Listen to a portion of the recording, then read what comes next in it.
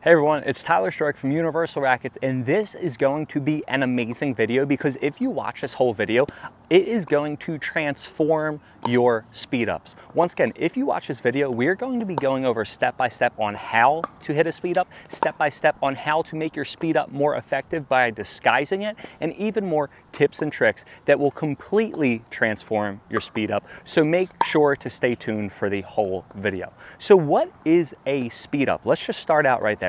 A speed up is a different type of shot rather than the dink. Typically, when the ball bounces to you at the kitchen, what do? You dink the ball back. So you dink, you dink, you dink. But if you are going to speed up the ball, you're literally going to speed up your dink.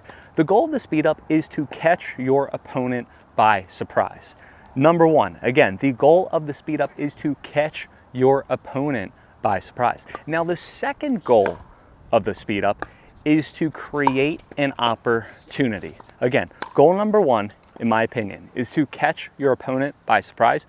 Goal number two, by catching your opponent by surprise, it creates an opportunity. Step number one, if you are going to hit a speed up in pickleball, you need to realize that your goal is to create an opportunity. Your goal isn't to win the point. Now, so many players, they go wrong with their speed ups because they automatically try to win the point. They think by going like this and hitting the ball fast, they're automatically going to end the point. It ends the point right there.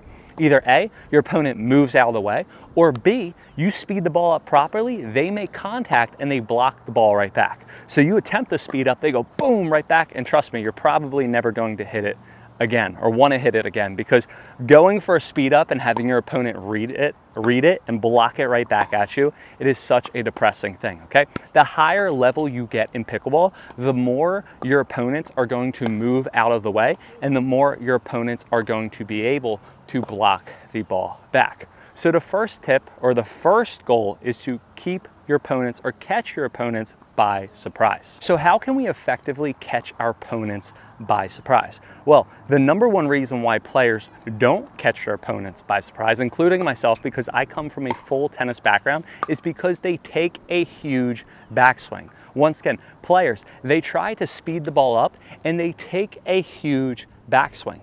If you are an intermediate or higher level player, the moment that you see your opponent take their paddle back like this, what are you going to do? You know what you're going to do? You're going to go like this. You're going to get off the court. You are going to move away. So the first thing is, and how to read a speed up, is the moment that you see your opponent go like this, it's over, right? You need to make sure you disguise it. You want to keep your dinks and your speed ups basically the same motion. What I mean by that is when I do a dink or a speed up, I'm keeping my paddle out in front of me. Now, after I keep my paddle out in front of me, here's the next thing. You want to make sure that you hold it for as long as possible. So once again, for my dink, for my speed up, I'm keeping the paddle out in front of me.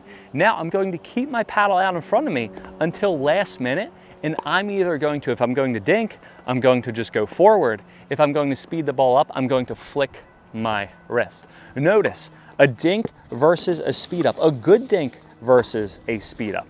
I'm going to a dink, I'm going to keep paddle in front and push it. A speed up, I'm going to keep my paddle out in front, then flick it. Last minute. You don't want to give away your speed up. So great drill to do with a partner is just go out and just dink, dink, speed up, dink, dink, speed up. Notice on both shots, I do not take my paddle back whatsoever. I'm keeping my paddle out in front the whole time. The only thing that I change again at the end is I'm either going pushing or I'm flicking. You're either pushing or you are flicking. So keeping it disguised and holding it as long as possible. Now, the next thing that you need to do is you need to make sure that you limit your paddle movement. Once again, a big speed up, and this is where a big barrier to higher level pickleball is you have to realize that you can hit such a powerful ball without doing really any amount of work. Once again, if you want to hit a good speed up, you have to realize that a big swing does not necessarily mean a very good speed up. you can generate just as much power by using your wrist by taking a huge swing. So if I want to hit a speed up, all I'm doing is literally moving my wrist from here. Instead of pushing it, I'm going to go forward. Notice when I hit a speed up, the paddle tip is going to face a little bit more forward.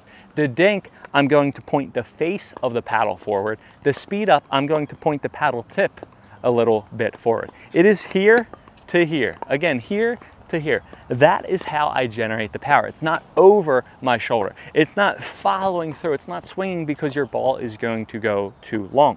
The closer you are to the kitchen, and when you're at the kitchen hitting a speed up, the less distance you're going to have in pickleball. You don't have a lot of distance to work with, so you have to keep it short and concise. Now that leads into my next point. The best speed ups ever are the speed ups that are half or 65, 70% power. Once again, if you want to hit a good speed up, not only do you disguise it, not only do you keep it out like a dink, but you hit it around 50 to 70% power. A good speed up isn't a hard shot. And this goes back to the second goal of the speed up, right? Is to create an opportunity. Too many players, they think that they automatically need to end the point in pickleball and they end up hitting too hard. If you play a higher level player, they're going to speed the ball up at you, not super hard, but they're going to speed the ball up at you enough, and we're going to go over in a little bit where you want to speed up at the person, but they're going to speed up at you enough that you have to react, you don't see it, and then what happens? You pop the ball up in the air. So a good speed up, again, is 50 to 60 to 75% power. You are not killing this ball. Once again, you're going like this. I'm not going like this because that ball hit the fence. You guys couldn't see it, but that ball hit the fence. Now, after you speed the ball up, the ball is going a little bit slower, right? So how do we hit a good speed up? Well, goal number one is catching our opponents by surprise, but how can we catch our opponents by surprise? Not only by disguise, but by placement of the actual speed up. If you ever want to take a speed up at a higher level player, you want to aim, if they're a right-handed player, you want to aim to the right side of their body. If you're playing a left-handed player, you want to aim for the left side of their body. The reason why is, think, if you aim for the left side of my body and I speed the ball up and I'm a little bit higher level, I'm going to move over. This is called shading, right? I'm gonna move over and boom, put it away, right? But if you aim for this side of my body, my dominant shoulder or my dominant hip, what is this going to do? I'm ready, I'm thinking that you're dinking. I'm going to have to react real quick and I'm going to get into a chicken wing. If you disguise this speed up properly, if you don't, what am I going to do? I'm going to shift over and probably put it away, or I'm going to shift over again and put it away, right? Or I'll do the scorpion and go down. But if you disguise it and I don't know it's coming, I'm going to get into that chicken wing. If you can get your opponent into the chicken wing, the only thing that they can do is get the ball back. And this is where I say, and I started out with this video, create the opportunity comes into play. You are going to create a chicken wing opportunity that they're being reactive instead of proactive. They're going to pop the ball up. They're either going to hit it out, or what are you going to do? They're going to pop the ball up and you are going to smash it down. So when you're speeding up the ball again, you want to aim to your opponent's dominant hip or shoulder. Either here or here for a right-handed player, either here or here for a left-handed player, so they can hit that shot, okay? The next thing that you need to do with the speed up. The speed up is to not win the point, right? The higher level players that you play, the faster they're going to be able to get the ball back. The more difficult it is going to be able to catch them off guard. The more difficult it's going to be able to keep them by surprise. Now this is where I go wrong because sometimes I'm playing players way higher than me, and sometimes in pickleball I'm playing players around or lower than my level. When I play players lower than my level, I'll speed the ball up at them and I'll probably win the point, or if I'm playing a little bit higher level, I'm gonna speed the ball up at them, and then the next ball, I'll smash it at them. Okay, I know, I'll speed the ball up, and then I'll smash the ball at them because they'll chicken wing it, right? But then when I go to play the higher level players, I get rejected so many times in speed ups personally because I speed the ball up real quick, and then the ball comes just as fast back. So I speed the ball up real quick, and I'm thinking I'm gonna get a high slow ball, I'm getting ready to put away the ball, and then boom, it comes right back to me, and then I end up getting body bagged or the ball hitting right to me. The higher level you go, you need to understand that after the speed up, you need the cleanup. You need to first speed up, but then you need to be ready for the cleanup. So what I'm trying to really do personally in my game when I'm playing this higher level pickleball is after I speed up the shot, I'm going to be ready out in front. So after I'm done speeding up the ball, I'm going to be out in front expecting the next opportunity. I'm going to be leaning forward. A lot of times myself, I'll speed the ball up and then I'll go back here. And when I'm playing either at, around, or lower than my level, what's going to happen? I'm going to go here, I'm going to be here, and I'm going to have time to smash the ball down. But when I play these higher level players, and these players are amazing reacting to speed ups, I speed the ball up and I move back, and then what happens? Then I end up popping the ball up again. It's like they speed up right back and they end up smashing the ball at me. So after, what I need to do is after I speed up, I need to finish forward and be ready for the cleanup. Now, this is more difficult to do. This takes a mental type of, we would say, strength, mental type of strategy, mental discipline to do. But after you're done speeding up, I want you to make sure that you're finishing forward. Now at a higher level, this is going to come in handy because the ball is going to come right back at you. The faster you hit the ball, the faster it's going to come back at you. However, at a lower level, if you can implement this in your game, you're going to then, when you play a higher level, you're going to be perfect for it. So get in the habit, and I can't stress this enough because I did not do this, and then when I finally got to a certain point in pickleball, I'm getting absolutely killed, is start out, if you're starting out speeding up, even if they're giving you a pop-up ball or not getting the ball back, after you speed up, you want to finish forward. After I speed up again, I want my weight on my toes and I want to be leaning into the shot. Again, I'm not hitting and backing up like I do. Every single time, even if you're playing a complete beginner, if you speed up at the beginner, which probably you shouldn't unless you want to be mean. That's mean. Don't speed up at a beginner playing pickleball. They're trying to learn to dink, guys. Don't speed up at a beginner playing pickleball. But if you choose to do, I didn't tell you to, what are you going to do? You're going to speed the ball up again and you're going to keep your paddle out in front and be ready for that next ball. 1-2, 1-2, speed up, clean up, speed up, clean up, speed up, clean up, right? A great drill that you can do is get your partner to literally just blast the ball right back at you after a speed up. Or another thing that you could do is go against the wall. The wall always wins. The wall is a great drill because what's going to happen is when you speed up at the wall, however hard you hit it, it's going to hit the ball technically just as hard back. Now it's going to absorb a little bit, I know, don't let me know in the comments below. But again, if you go against the wall and you work on speeding, cleaning up, it's going to be perfect. I was annoying my neighbors before we got our new house when I had this wall and it was right next to the neighbor's house, because what I do to work on this every single time is I'd literally be against the wall and it like echoed between the walls. I'm working on my speed up and cleanups because I was tired of getting blasted after my opponent. Now, the next thing that you can do for speed ups, and just to review again, you want to make sure that you keep your paddle out in front. Now for a dink, you want to push forward. For the speed up, you want to flick, okay? Now after you flick again, you want to make sure that you keep your paddle out in front, okay? The goal with keeping the paddle out in front and making sure you're in the ready position is by limiting your backswing. You don't want to take a big swing with your speed up. Again, no big foul throw. So once I'm done, again, I'm going to always end up in the middle, okay? After I speed up again, I'm going to end up in the middle, preferably a backhand if I'm taking a volley. Now, once I'm done doing that, and once I get this technical here, 50%, all right, we're trying to create an opportunity and catch our opponents by surprise by holding it and then going, by flicking our wrist, by aiming at their dominant hip or dominant shoulder. Then we can get into when to take a speed up, okay? When to take a speed up. If your opponent hits a ball at or around the net when it bounces, or if it's a high dink, that's when you want to speed up a ball. I like to say there are 3 zones in pickleball. Number 1's green, number 2's yellow, number 3's red. Why is red down low? Because when you're hitting a ball down low, you're hitting up on the ball. When you're hitting ball yellow, you're hitting the ball forward, maybe a little bit over the net. And when you're green, you're hitting the ball down into the court, okay? In order to hit a good speed up, you need to be either in the green or in the yellow zone. Too many players, they go wrong. They try to hit the speed up as a cop-out with the dink. They try to hit the speed up when a ball is super low. You want to speed the ball up when the ball is around your hip. So you can go forward. Maybe you're making contact under the net clearly, but you don't have to hit as much up. it is basically impossible to hit a ball that's super low and speed it up. If you hit a ball that's super low and you speed the ball up and you're able to successfully get it over the net, it is going long and your opponent gave you a free shot.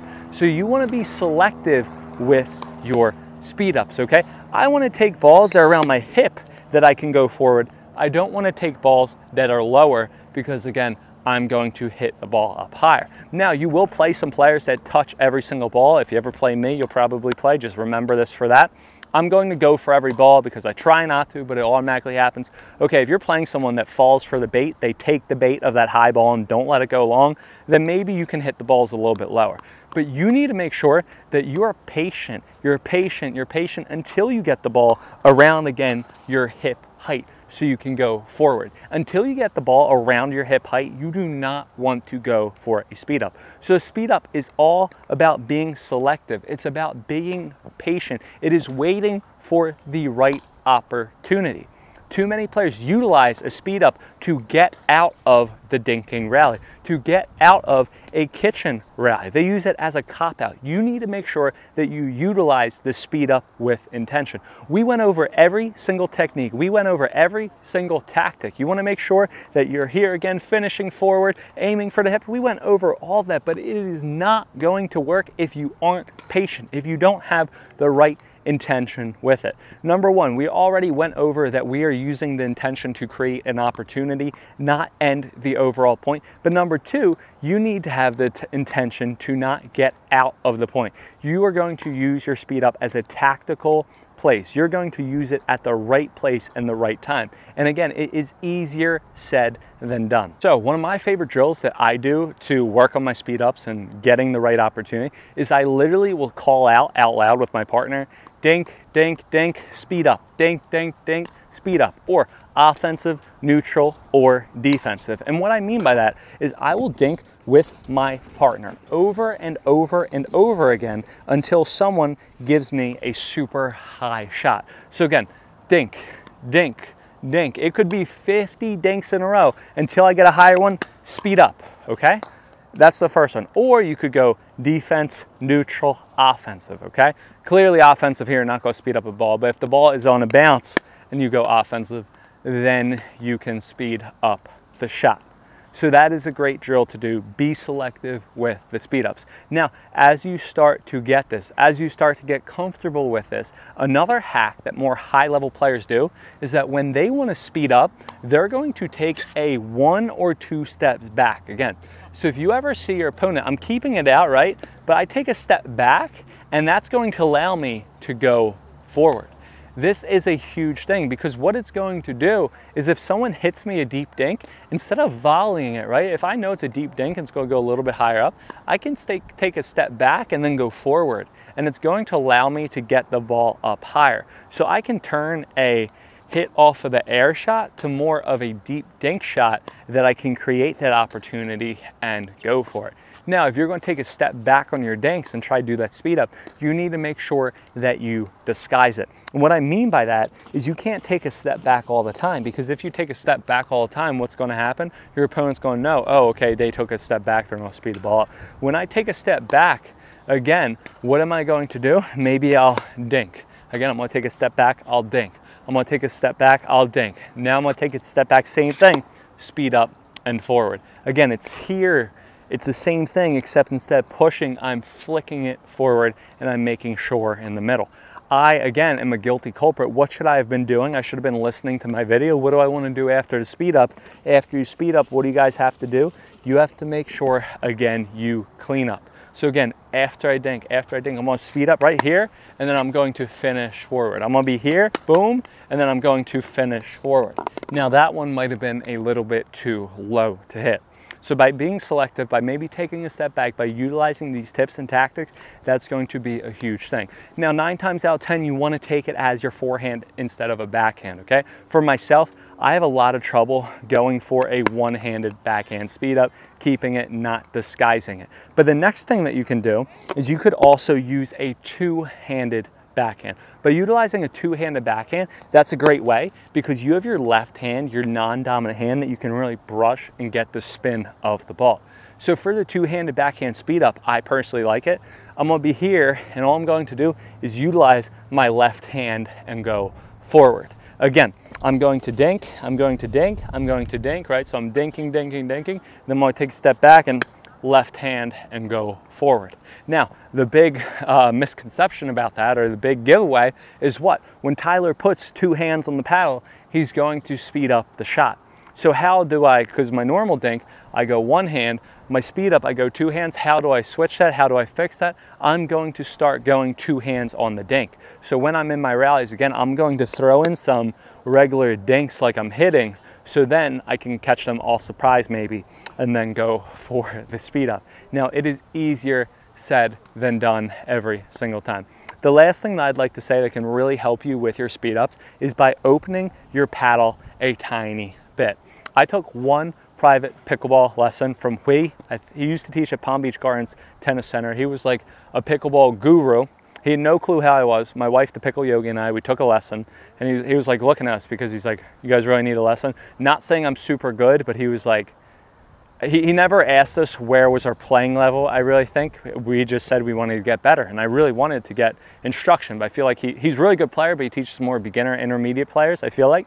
So when he was teaching me, the one amazing tip that Hui gave me, and this is what I got from my lesson, when I speed up, I'm so used to hitting my topspin, I'm a tennis player, I have my drive, I tilt my paddle downward, right?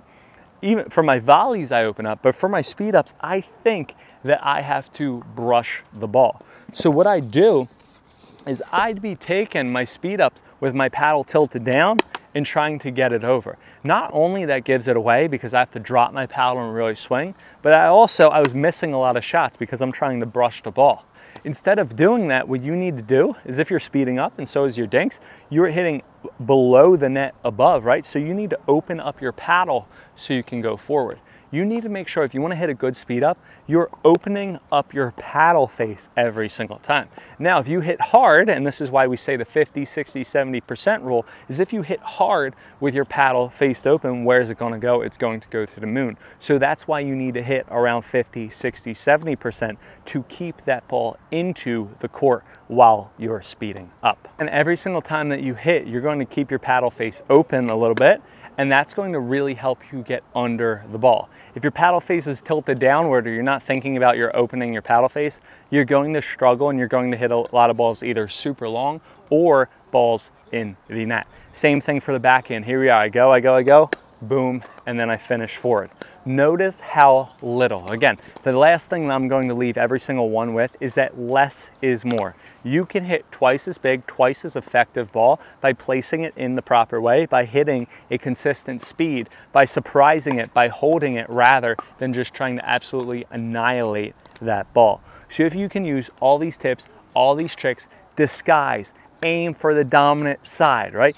Expect that you're creating an opportunity. That's number two. And goal number one is to disguise it, and you can utilize all these tips. You will learn, you will hit, you will make sure you take it out of the air a little bit higher again. You will be able to completely transform your speed up.